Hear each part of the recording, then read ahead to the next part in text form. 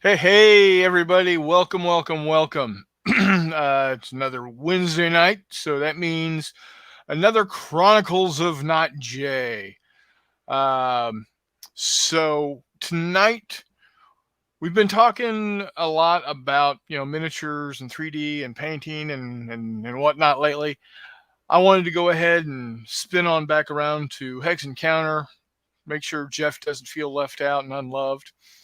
That's exactly what we're going to do tonight. But first,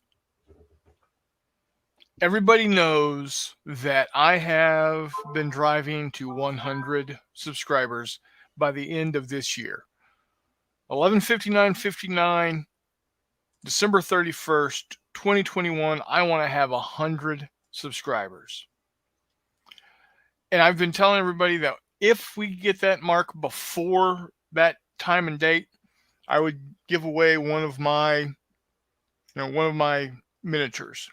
One of my painted Star Wars miniatures. Well, you know what? I'm gonna up the ante, and that's because friend of the show and all around awesome dude Jay Wiley, who not only created the splash screen that you see before we go live here. Um, Not only did he make that for me, but he made me a shirt. Look at this. He made shirts for me. So here's the deal. We get to 100 before December 31st, 11:59 p.m. Not only are you going to get one of my painted miniatures, you're going to get the Chronicles of Not Jay t-shirt.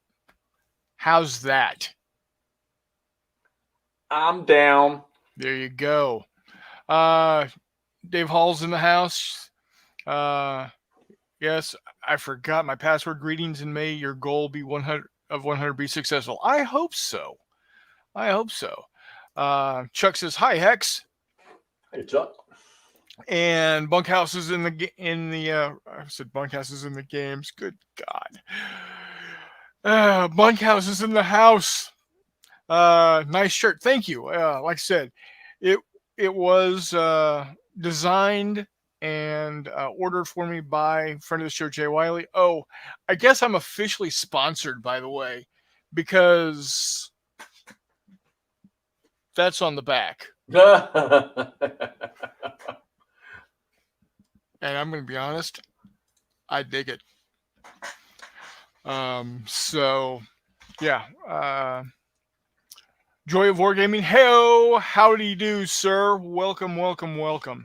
So yeah, this week we're talking Hex Encounter. I got a couple of different uh, topics to go over, but before we dive in to those, Jeff was telling me a little bit about a couple of games that he just procured.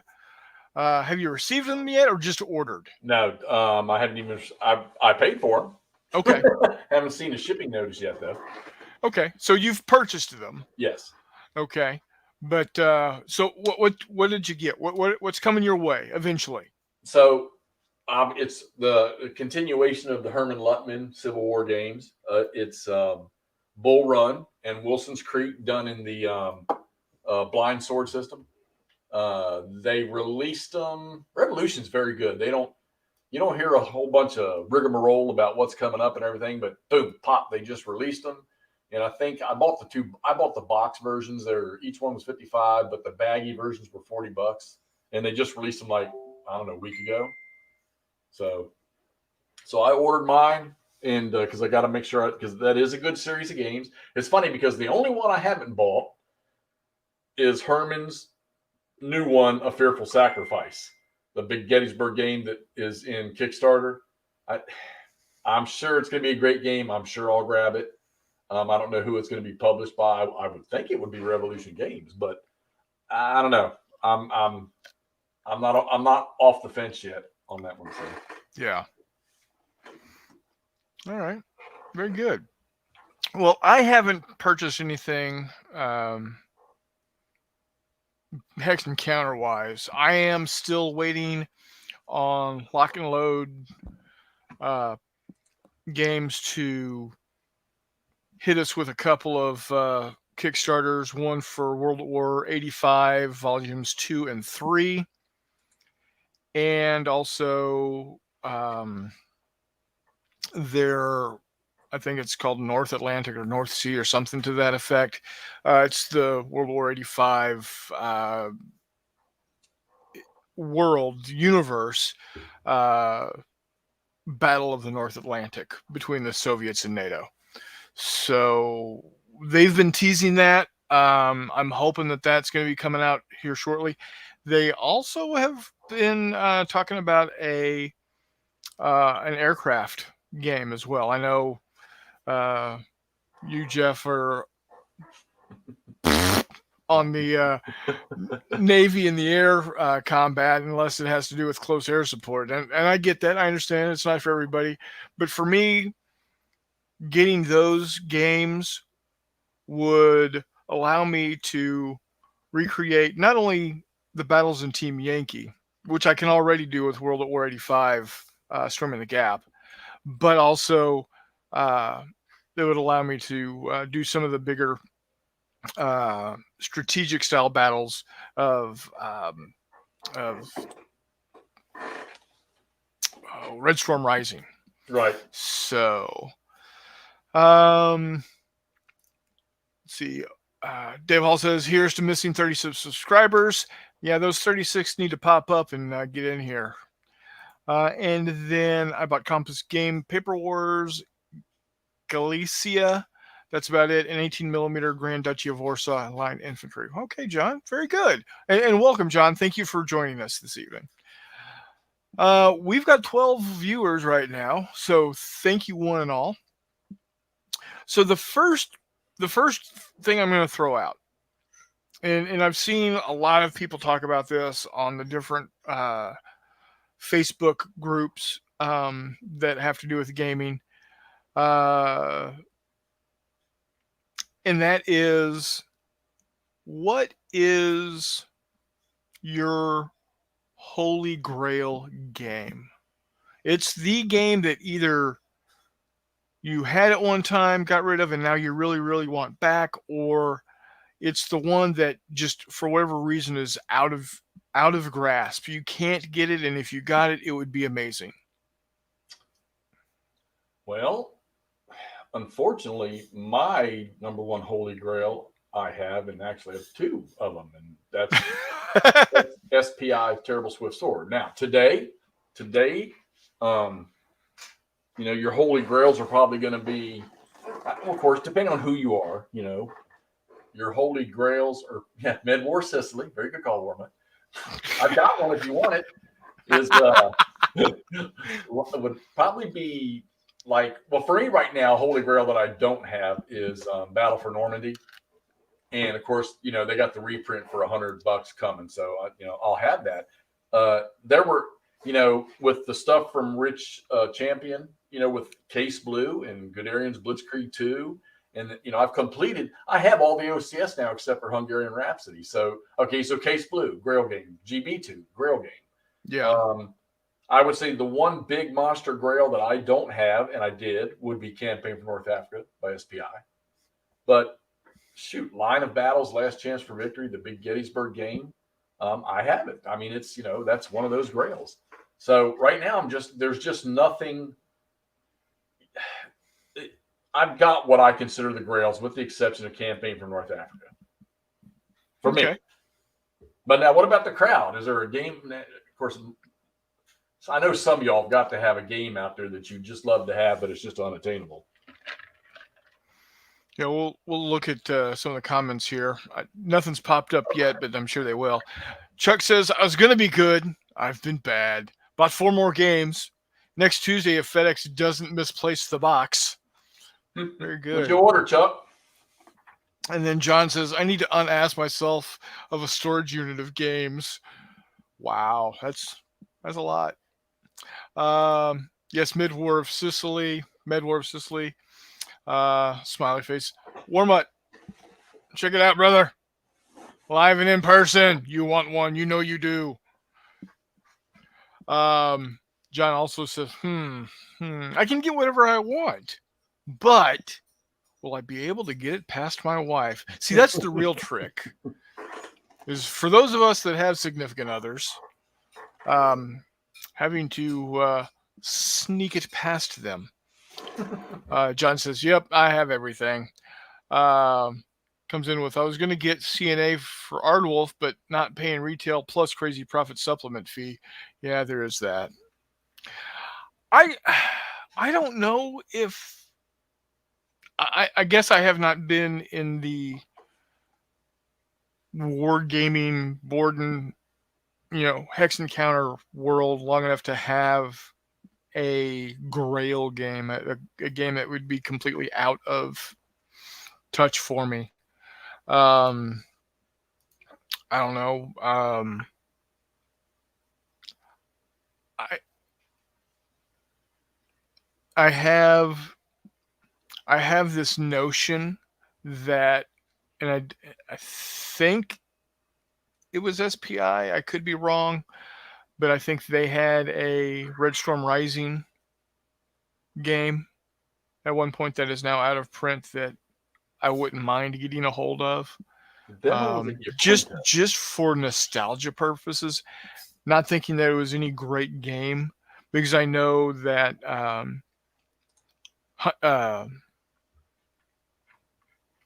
Team Yankee was not the greatest of games either. But Red Sun Rising? What's that? Red Sun Rising? No, it'd be Red Storm Rising. It would have been based off of the book by Tom Clancy. I want to say that was Yaquinto that had that. So, because I think I had that game at one time years ago. Yeah, matter of fact, it had a gray box and it had bullets. It had like a clip of bullets on it and a bunch of other stuff, but I can remember those bullets. I remember, yeah, that wasn't SPI. I think that was Yaquinto or TSR. I can't remember. Warmut says, "Nice shirt. Do you have it available as a thong?" You're gonna have to take that up with Wiley. He's the one that has procured the availability. John says, "Grail game. I don't know. You have to go to that smelly French keep that fires cattle at you, so it's worth it." Nice, nice reference, sir. And then Warmut says, "Yeah, baby." So yeah, it's Grail games. I know a lot of people talk about them, and I'm like I said, I've had hex encounter games, a lot. I just don't have a lot of them. I've had them for a long time. I just haven't had a lot of them. Bunkhouse says, "Would BattleTech count as a hex game?" It is on a hex map. It's a hex game, and you're doing battle. Yep. It just so happens that it's not cardboard counters. It's 3-dimensional counters, because that's really all. The only difference between this and a cardboard counter is that it's 3-dimensional. In my opinion, it's now, if we talk about BattleTech being a hex game, then I would also look at FASA's games like Leviathan and Interceptor and Centurion. Those were games that they started off as just a hex map and cardboard boxes that you would cut out and fold up to make the tanks or the ships or whatnot. So that's pretty good. That was pretty cool. Chuck says SPITSR Barbarossa unpunched, number 292, with North Cape unpunched, Forbidden Desert, Mighty Endeavor 3rd Edition unpunched. Oh, those are what he has purchased. I suspect. Very cool. I'm picking that Barbarossa up, and I've seen a couple of them, but I haven't never grabbed one. Very cool. And I guess a game being unpunched is like really cool. Yeah, that's because SPI games didn't come in shrink wrap. You either got the flat packs, which would have a rubber band around them, kind of, and then or you got the boxes. Avalon Hill, TSR, those games didn't really come in shrink wrap.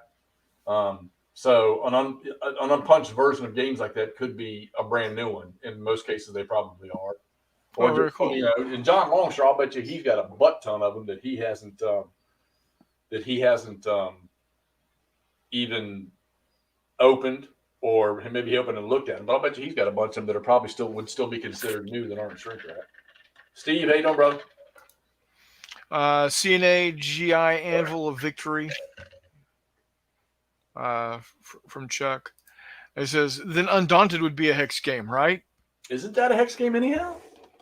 I mean, it's a board game. It's just not hexes. Physically, it's not hexes. LBW Strategy Gaming in the house saying, yo right back. He says, stopping in for a few to say hi. Super busy weekend, and then got a bug Monday night. So hopefully I'm up and running full speed tomorrow or Friday. Got lots of gaming to do. Well, I hope you get to feeling better, buddy. I know when I'm sick, I'm absolutely pitiful. My wife will thoroughly agree that I am thoroughly pitiful. Let's see. John says everyone wants CNA because Clay Stone is telling everyone it actually works, but he's just crazy, and I think it still doesn't work. Which he just sent me new images tonight of the game he's creating, new map images that are just freaking phenomenal. That's cool. What is CNA? I'm Campaign for North Africa. Oh, okay. Big 5 mapper that SPI made a long time ago. Okay. Where you count every freaking road wheel on every tank. My grail item is an 1880 shield nickel, uncirculated. Oh, very cool. I'll take one as a crappy condition. They only made like a few thousand. Nice. Thumbs up from LBW. Warmut says, I smashed the likey and now I'm summoned to the dinner table. Take care, guys. Take care, Brian. Thanks for dropping by. Come back and see us sometime. LBW, my wife is sitting right behind me and would agree about me too. Yeah. We're pretty pathetic. 16,000 all the U.S. made for those nickels. Oh wow, that would be a grail piece. So another thing that's been bouncing around the interwebs. What battle or campaign? And we'll start with World War II, but then work our way away from World War II.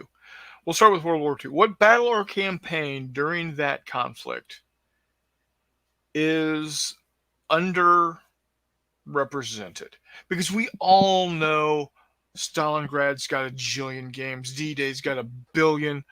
I think Leningrad, the attempts to take Leningrad. I think the attempts in front of Moscow. It's funny because Smolensk has always been more represented than anything in front of Moscow. Huh.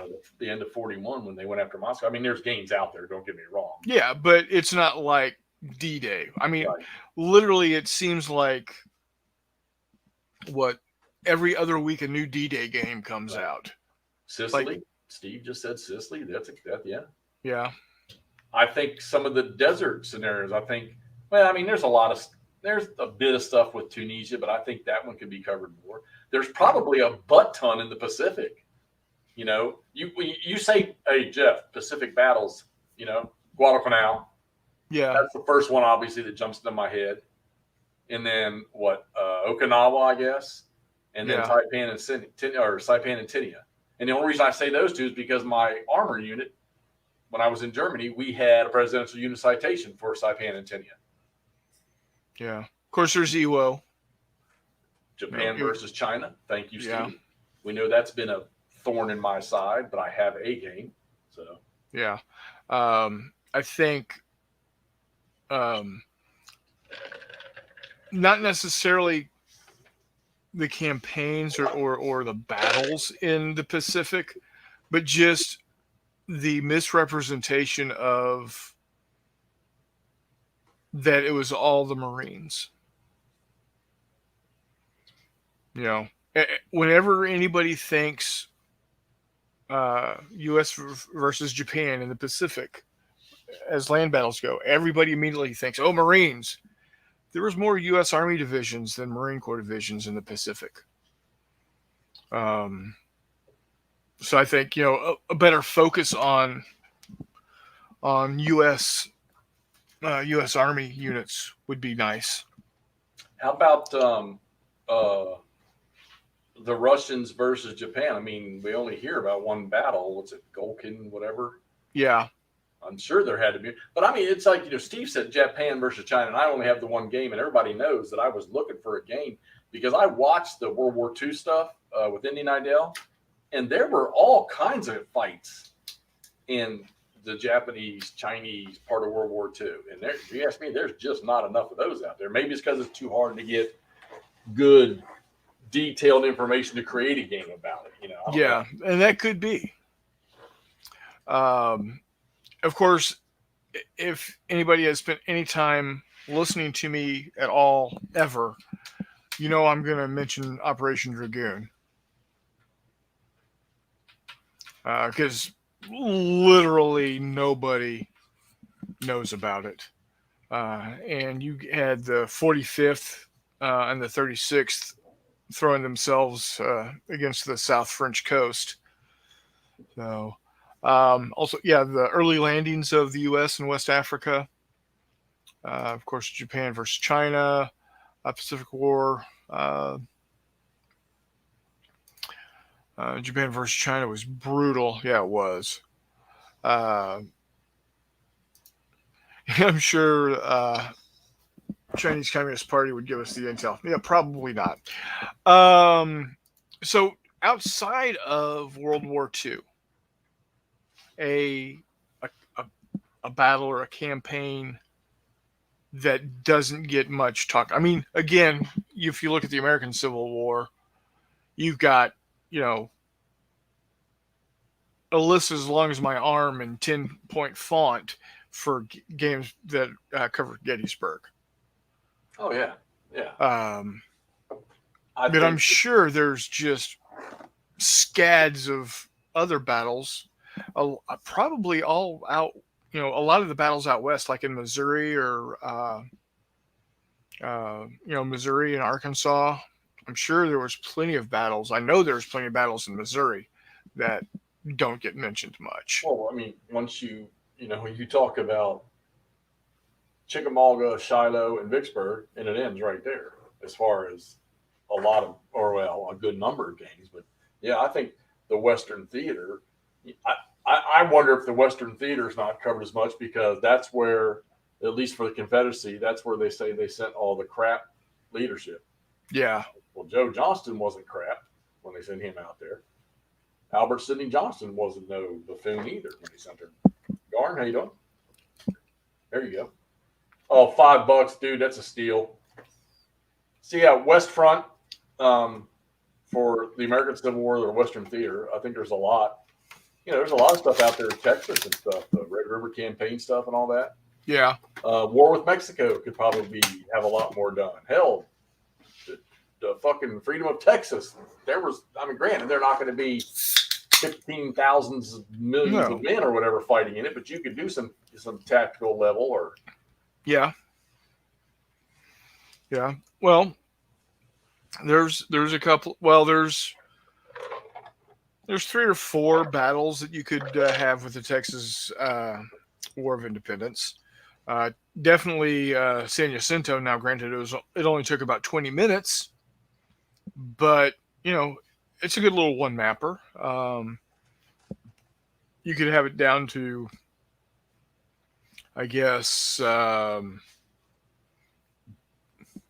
what if you consider 40 guys a company, you could have it down to like company level. Let's see here. John says Americans don't really understand or care to understand any Oriental topics, like all the world wars that China had in history, Japan, etc. Americans, if the USA isn't in the game, we generally don't care. I, I would tend to agree as an overall thought. There are some of us that find things a little more interesting. I think that's why during World War II, you do have quite a few German, East Front stuff that's popular. Um, Battle of Britain, that's I always think a East favorite. Front though in East Front World War II. I mean the Napoleonic age. I mean you've got a wide range of battles. Minor and major in there that can be used. But then when it comes to World War II, I mean, okay, so if all right, so we jump into the West Front in June of 44, and we're done by May of 45. And the number of conflicts or the number of battles that occurred just in that little time period. So now let's take the East Front. Let's start from 39 with Poland. Hell, you can even go earlier than that with what, 37, 38 with what, Czechoslovakia or whatever the other shit they did. Yeah, Take it all the way to 45. The East Front provides it's like an unlimited resource of games that could be created at all different scales. It's like a never ending topic. I have Gringo, Steve, but I've never played any of them yet.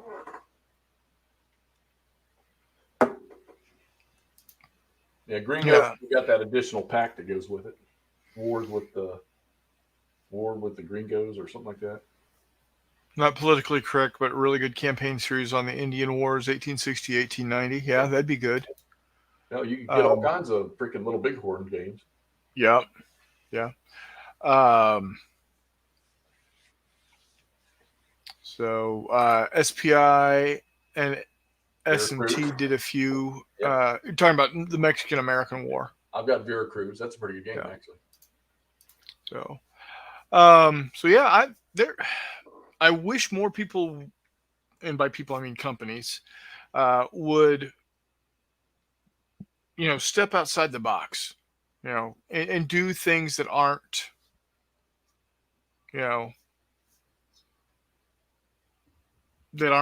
haven't been done ad infinitum, ad nauseum.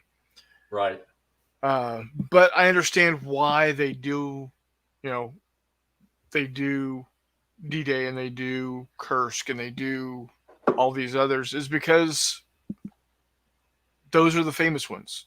It's this same reason why, um, and we're not going to dive deep into it, but because it's not a miniatures discussion, but why miniatures companies do when they do World War II, it's always Fallschirmjägers and 82nd or 101st Airborne.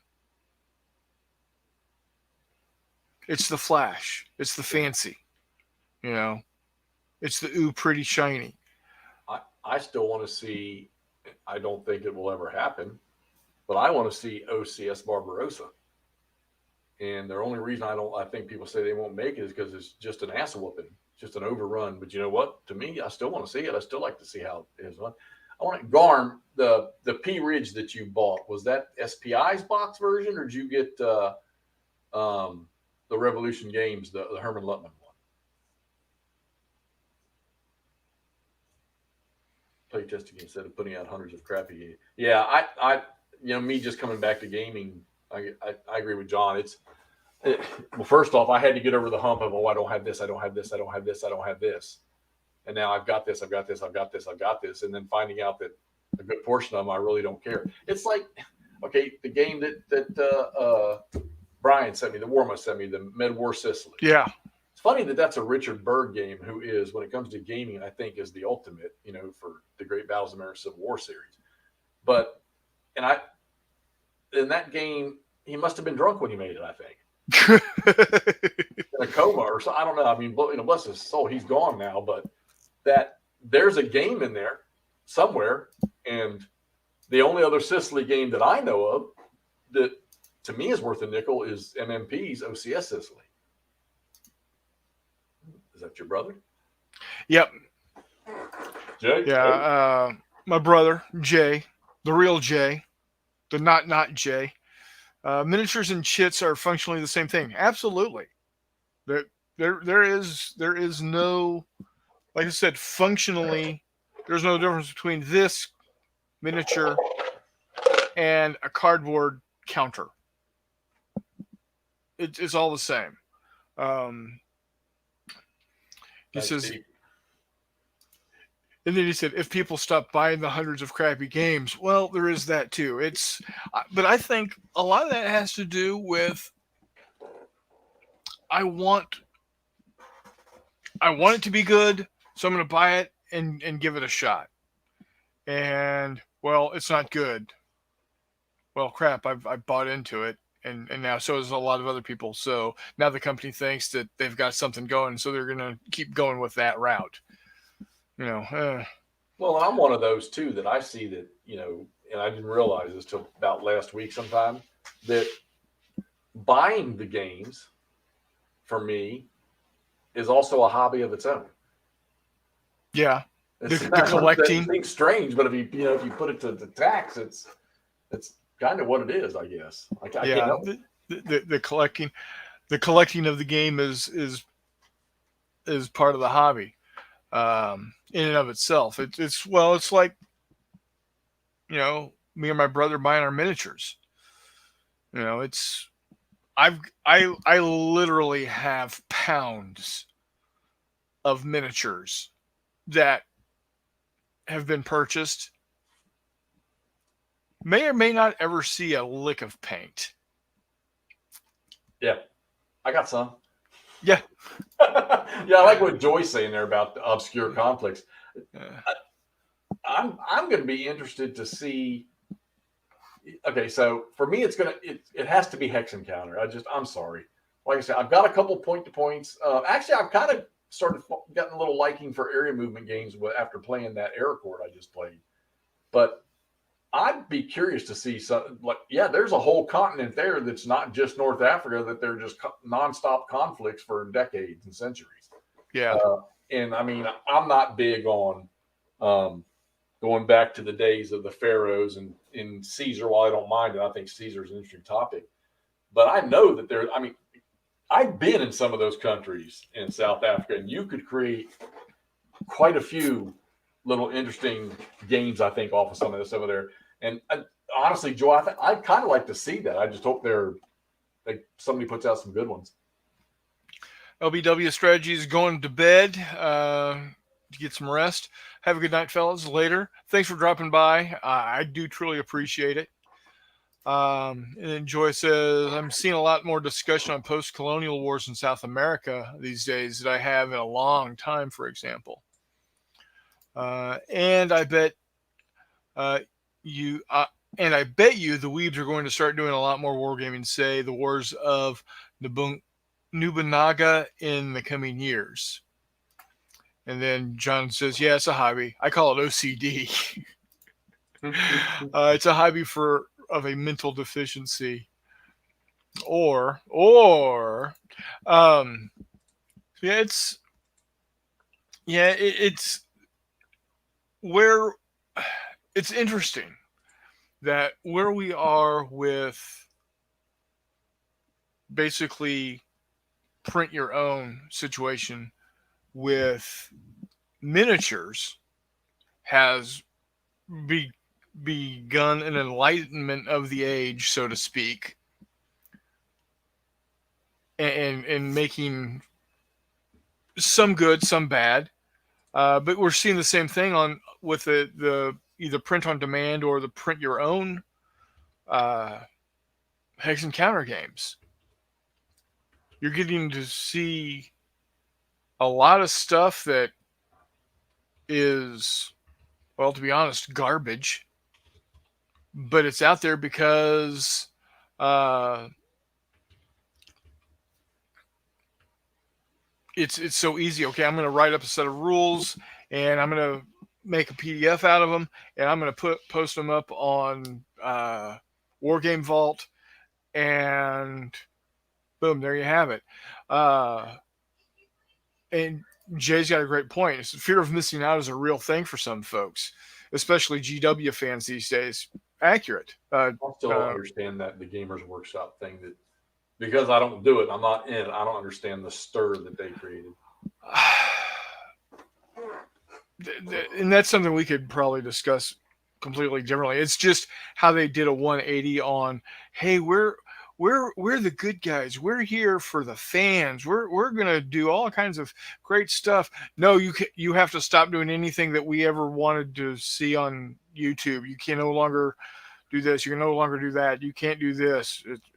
Cease and desist. Cease and desist. Sorry. Good. Yeah.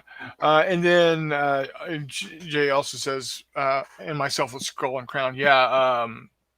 Thomas Foss's stuff is amazing.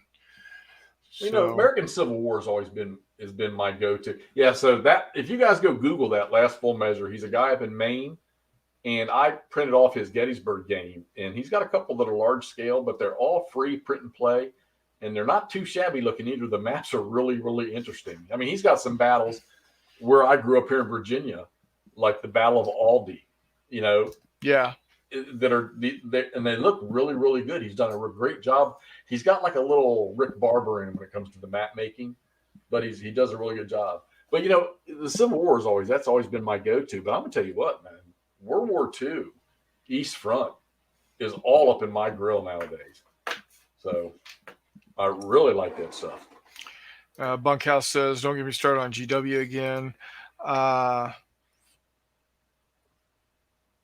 Not a single C&D letter has gone out." Well, again, we'll have that discussion later because I know several YouTubers have claimed as such, and it's a claim. But again, we won't go out down that road. 3D printing is the millennial contribution to the hobby. I'm way too decrepit and set in my ways to embrace new technology. Fair enough. And says, my wife only loads crap recycled paper into the printer. Print and play is out. So, so if you had one, it could be any time frame, it could be any scope, it could be any realistic or fantasy or what ifs. What is the one subject you'd like to see a Hex Encounter game done on?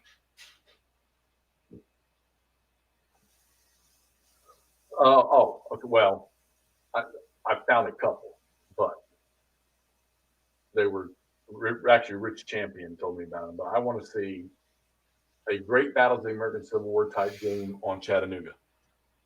Okay.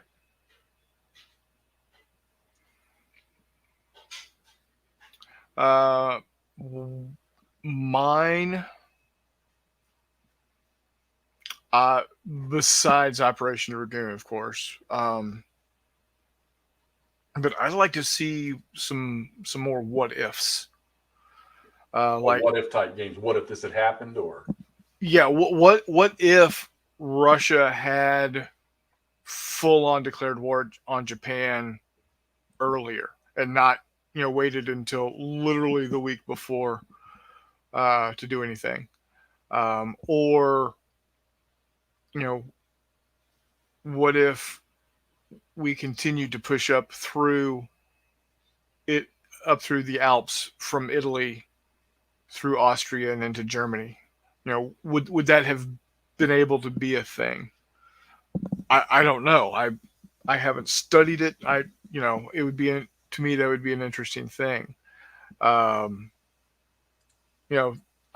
like to see more what if situations out there. As far as like for ships, one of the biggest what ifs there is in World War II is during the Pacific War. What if the Iowas and the Yamato had gunned up against each other. Mhm. That would have been, you know, it'd been a good what if. Um, let's see. John says strategic campaign games on any macro topic, like the Grand Wars of Alexander, anything way above the battle-oriented games. How can you say macro and not spell topic right? It happens. So yeah, those are, you know, um, I don't know how exciting it would be, but at a theater level, doing a game where you're not as concerned about the intricacies of a battle, but and I dare say it might not even be a war game at this point, but and again, I think it would be interesting during the Pacific War, um, the logistics. How am I getting my my troops, my equipment, my ammunition, my food to different places to be able to continue to propagate the war?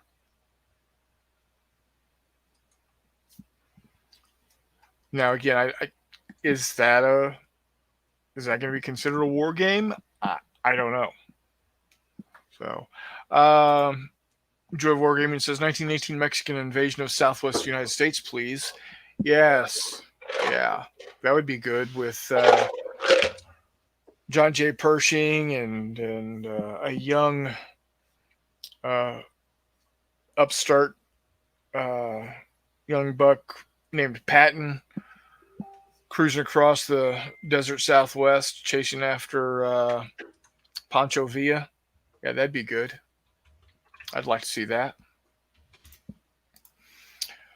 Um, what is what is your favorite game mechanic?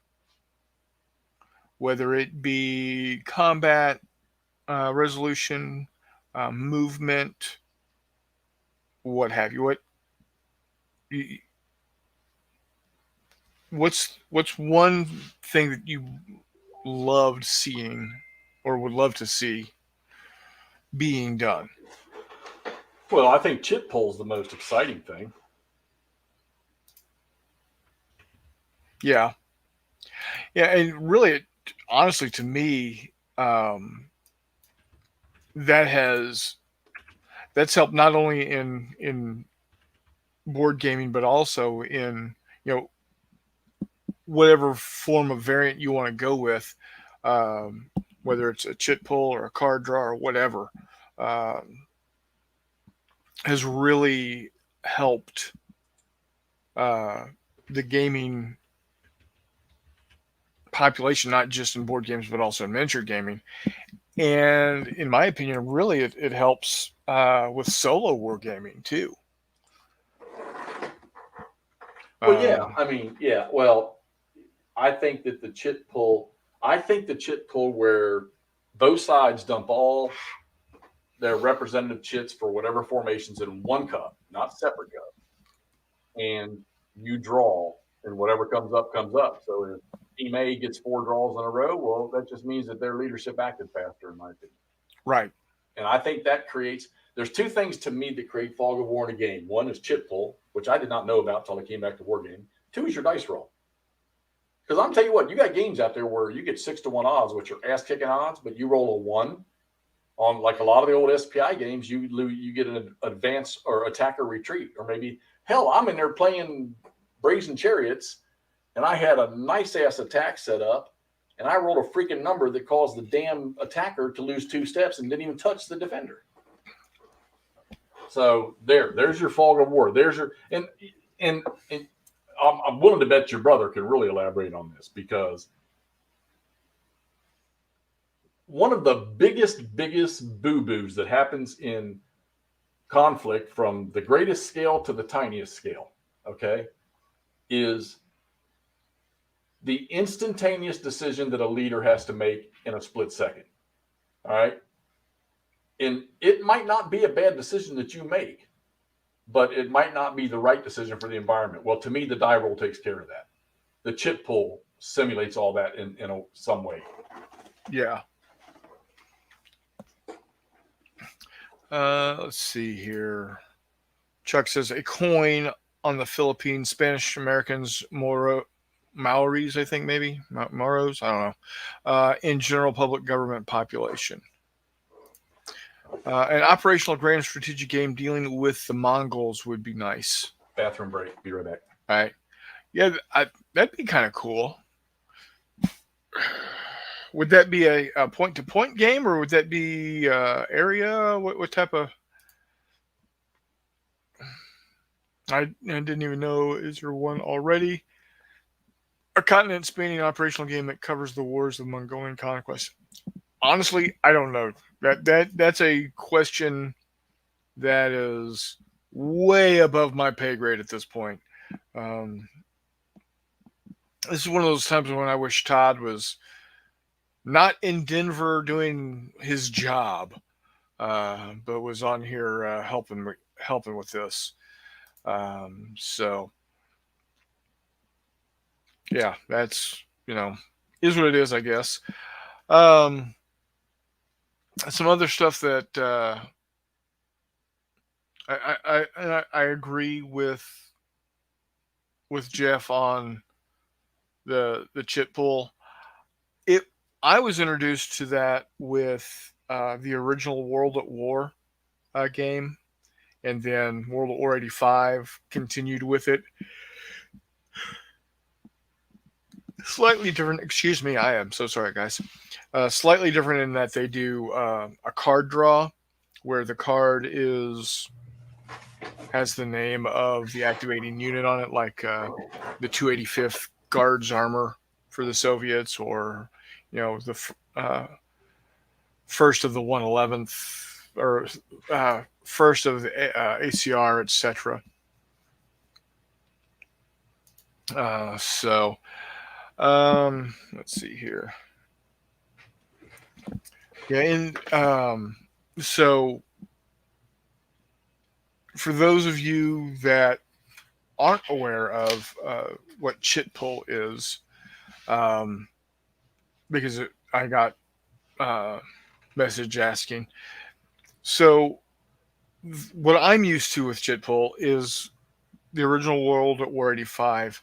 Each activating unit has a counter, and all of those counters are gathered up and put into a cup or a bag or whatever, and it's a blind draw. And when it comes out, that unit will then activate. So if it's the Alpha coming to the first to the 11th ACR, those particular counters on the map are the ones that activate that turn. It's also it's done in Monty Lamar also. Monty Lamar uses a chit pull.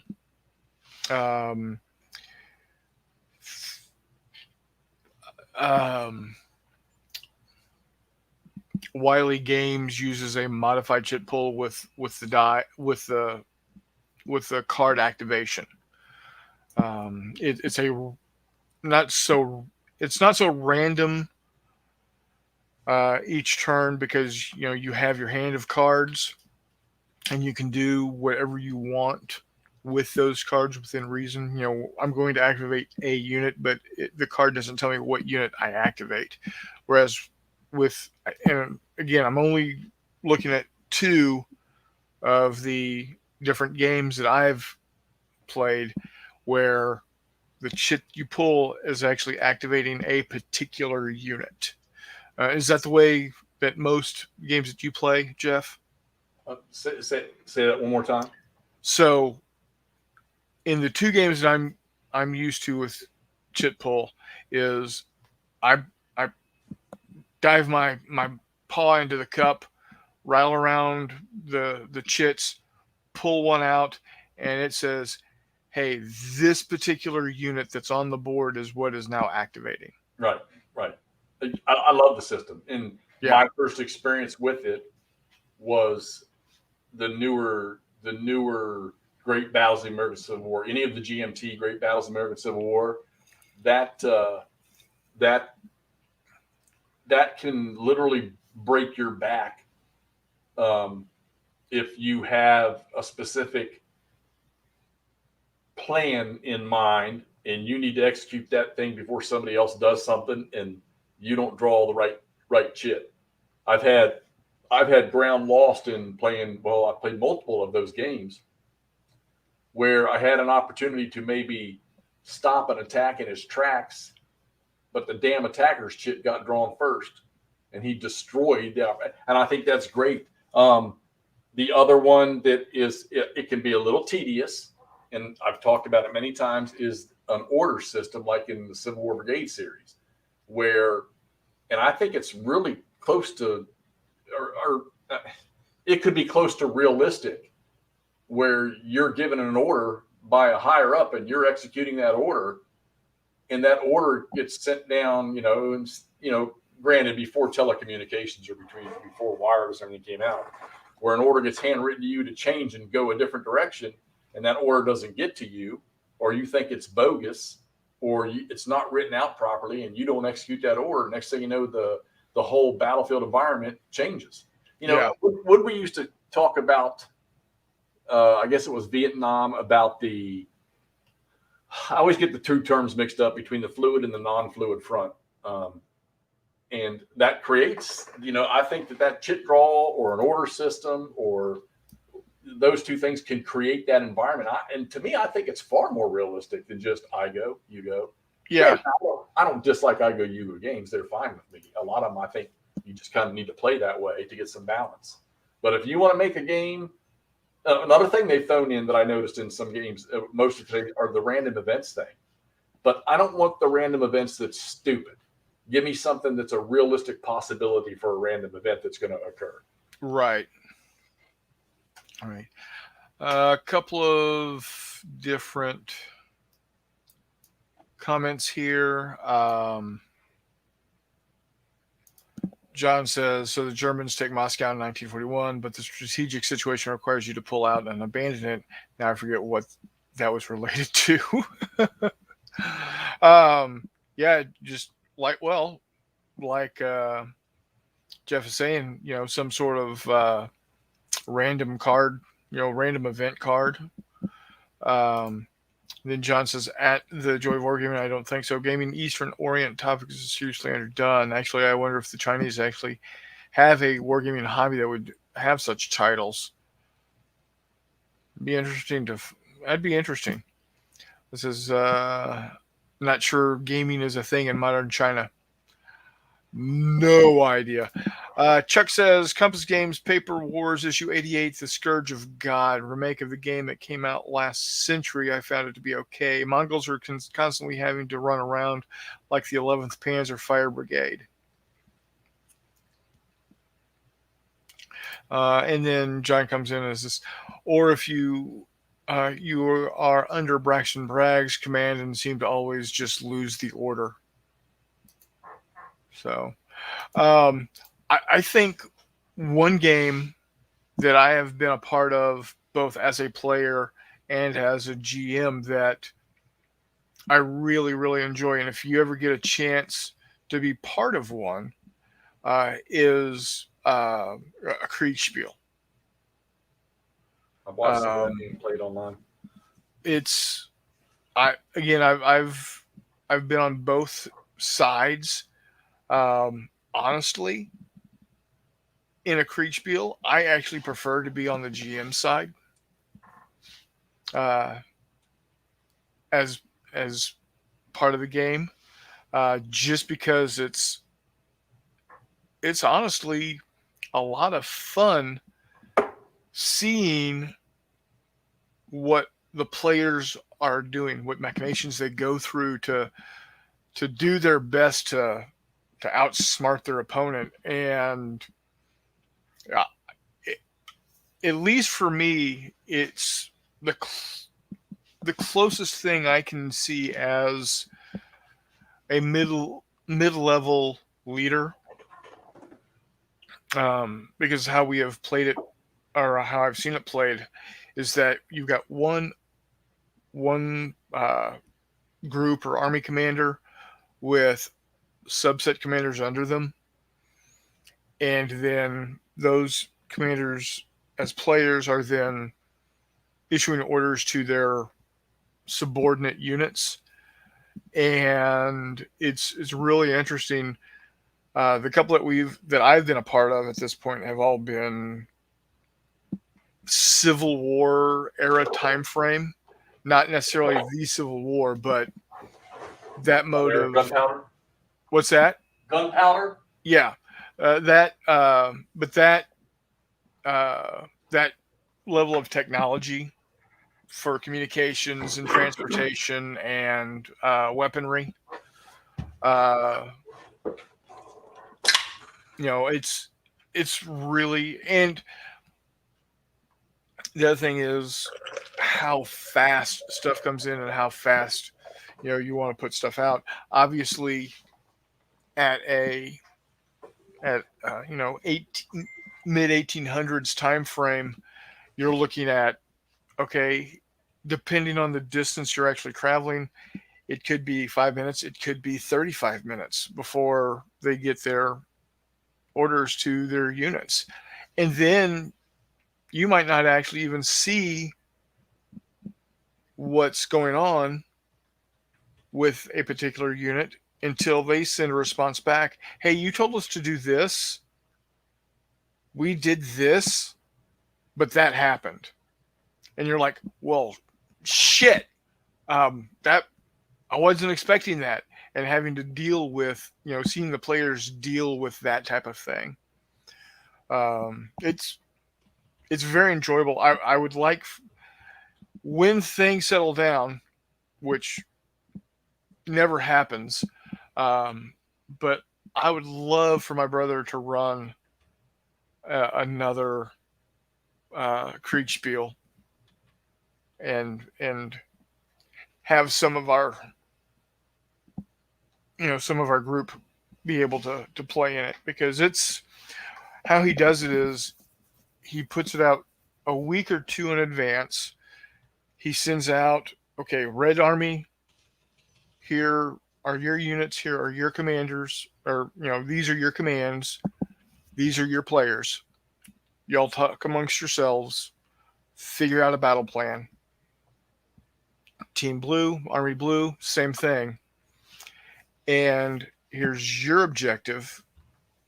Figure out your battle plan, and then sending in requests to him, saying, okay, I'm going to send out a expeditionary force to see if X or see Y. What, there's a river here. I want to do some preparatory checks to see where I might be able to cross, etc., and gets that information sent back. And then it culminates in a actual 3 to 4 hour live on computer and Discord, actually, combat battle, where we provide red with their map, we provide blue with their map, and then we've got a map that nobody, neither of the two sides actually sees, where we're actually moving the pieces around.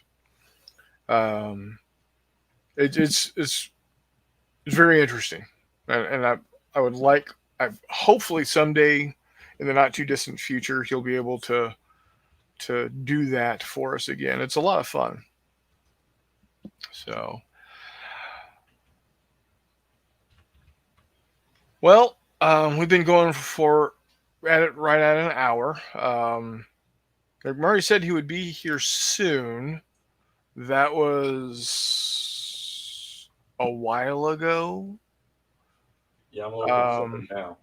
What's that? I'm a little concerned now. Yeah. he probably fell asleep, and that's okay. It happens. Um, but yeah, I think this was a good discussion. Is there anything that you're wanting to say No, in I mean, regards to Hex Encounter? I don't know about the rest of everybody else out there. I mean, I'm playing right now, but I'm in kind of a still. It seems to me that everybody's in just a slight, tiny little slump about. I'm not seeing as much output in YouTube that over the summertime I did. I'm wondering if wintertime's coming on now. People are getting those final blows in before the weather changes. Yeah, And I know what's going to happen to me once winter sets in here, and I'm not hitting those golf clubs anymore. Which I got one more tournament to play in this weekend. That I'll probably go hog crazy. yeah, yeah. What The changes? weather is been nice enough that people are wanting to be outside. It's not blisteringly hot, and it's not bone chilling cold. Um, I don't know who is attributed to the quote, but um, there is no bad weather, just bad clothing choices. Mhm. Um, I say poo poo on that. I don't like cold weather, but yeah, in 2 weeks, well, 10 days, roughly 10 days from now, um, McMurray and Todd and I and a couple of my friends from Kansas City that are J3 uh, participants. That's the gaming get together my brother does every July. Um, are going to be all converging on Wiley Games HQ for a weekend of gaming. Yeah, War Game's going to Uh, be there. Old Toddley's coming, I hear. yeah, Todd said he's going to make it, which makes me very excited because anytime we've got Todd around and it's a good time, and then of course we've got McMurray going to be there. That's going to be a blast, and then my all-time best friend in all the entire world, Chris Copeland, is going to be there. So that's going to be fun, along with a couple of the other guys that I've been gaming with. Well, I So hope somebody kicks some of the stuff up on a stream or something so I can hear y'all cut up. yeah, well, I don't know if we're going to do any streaming, but I am going to do a lot. I'm going to take a lot of photos. I will take some video. Well, I would think Jay would stream, wouldn't he? Or Wiley would stream, wouldn't he? I don't know if he's going to or not because we're going to have multiple tables playing at the same time. So I might get jumpy and go live for a little bit. So be on the lookout. So, I but want yeah, to I want to shout out to Joy here. Of course, Charles, I still got some catching up to do. I think I caught a couple of your stuff. But Joy of Wargaming, he's got some really, really good, interesting stuff over there that I've been looking at. I apologize to some of you guys if you have sites out there and I'm not getting there to look. Not Jay will tell you I'm not like you won't see me comment too big on miniature stuff, but I'm telling you, man, don't think for one second I don't recognize how freaking awesome a lot of you guys are with these miniatures, and yeah, I'm not talking just painting, but playing the stuff. And there's a bunch of them out there that I actually do look at, even though I'm not in that environment. So you guys you're keep it up. appreciative of the art. Yes, by all means. And you know that when you have Wapple on here, the comments that I have with what he does. So Yeah, yeah. Oh, and by the way, last week when I bailed, I didn't bail. For some reason, the internet here went kaput right in the no, middle that's of what was fine. going on. That's fine. So, well, this is going to be a short one tonight, folks. Probably would have gone a little bit longer if McMurray had made it, but that's okay. And if Todd was here, we would have had some insight from him as well. And again, that's okay. He's got to do his thing for his company out in Colorado. So He goes from Colorado, then straight down to Texas, I think. yeah, yeah, and then all of it to be back in Kansas City in roughly 10 days or so. So, Heading into the new digs. yep, yeah. That's going to be So, so much fun. I think that's what's keeping us a little slowed down too, is because I know, McMurray and I have been trying to do some stuff. We played a quickie the other night. I guess it was okay. I think the previous ones we played were better, but we're going to keep going until we get that system right. And then, of course, we get Todd back doing it. And then what we'll do is once we get all three of us, we'll bring your ass on to color commentate while the three of us play. there you go. Yeah, we can do that. That'll be fun. So, I think Africa. So Africa's probably next for McMurray and I would assume. MMP's Africa SCS game, but we're holding off on Ardennes till December, and then Todd also. We all have Panzer battles on the cheer. We all have.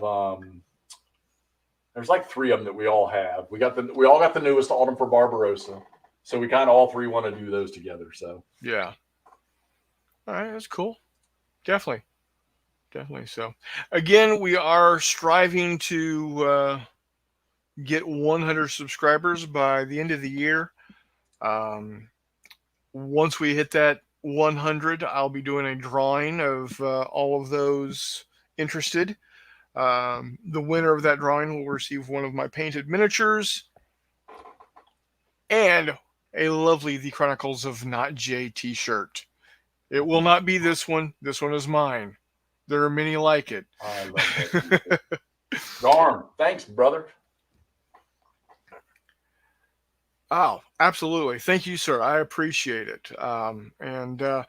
Yeah, also be sure if you have not already, I know all of you guys have already subscribed, but for those of you that have not joined our Discord server, it is up and running. I need to do a better job of posting to it. I apologize for that. Things have gotten kind of crazy the last couple of weeks with me and with family life, but hopefully that's gonna settle down a little. But yeah, I'm gonna start posting more stuff. Been working on this. This is a test job, not just for printing, but also for painting. I'm hoping to be able to have an entire table that is reminiscent of the Tantive 4 from the beginning of Star Wars, 1977 Star Wars, because I want to use these guys to go up against some stormtroopers and the Darth Vader. So anyway,